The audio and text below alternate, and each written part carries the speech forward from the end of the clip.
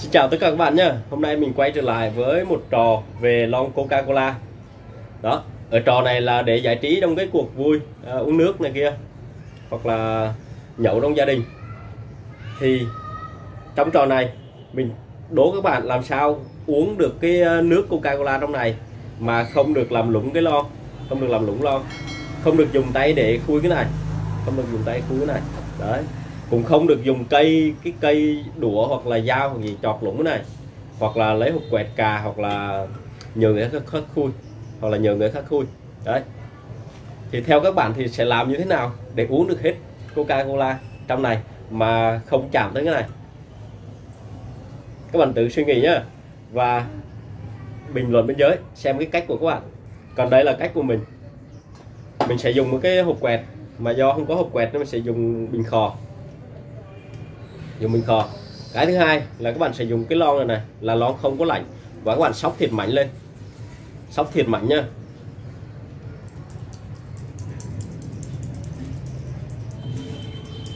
Rồi các bạn sẽ đây để đứng lên và bật lửa lên.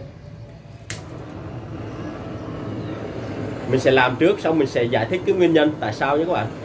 Các bạn sẽ khò trực tiếp vào cái góc này nè, khò đây, nó sẽ nổ. Một, rất tuyệt vời, rất nhanh các bạn.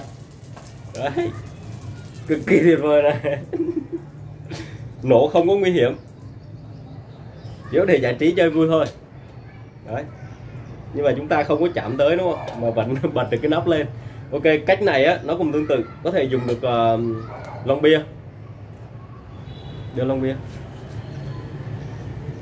Rồi lon bia cũng tương tự, nhưng mà lon bia thì không cần xóc mạnh như thế, chúng ta xóc sơ cái thôi. Rồi ok, mình dùng hộp quẹt nó sẽ lâu hơn các bạn, còn dùng đèn khò thì nó nhanh. Đây, 1, 2, 3. Chắc phải tăng lửa lên tí.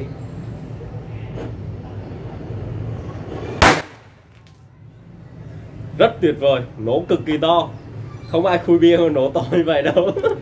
Tuyệt vời các bạn. Đấy. Cái nguyên nhân là như thế này. Khi chúng ta xóc lon bia thì cái ga này này nó ép trên rất là mạnh. Rồi khi chúng ta dùng lửa, chúng ta đốt ở đây thì các cái miếng nhựa đây này, không phải, cái miếng nhôm ở đây á, nó sẽ nóng lên và nó giãn nở ra. Thì khi vừa giãn nở mà lực ga trong này nó mạnh thì tự động nó xé bít này lên thôi. Đó là nguyên lý để làm ra cái trò này. Đấy, ở cái clip này nó cũng có một cái mình muốn gửi đến các bạn, là khi chúng ta để các vật này này, hoặc các bình ga, bình khí này kia mà gần khu vực cái nhiệt cao á, thì nó sẽ gây nổ rất là nguy hiểm. Hoặc như bình chữa cháy, bình ga, lon coca nước ngọt, hoặc là các cái bình mà bên trong có nén khí á, bình xịt tóc cũng được. Đấy, mà ở khu vực có nhiệt độ cao thì nó sẽ bị nổ như vậy các bạn.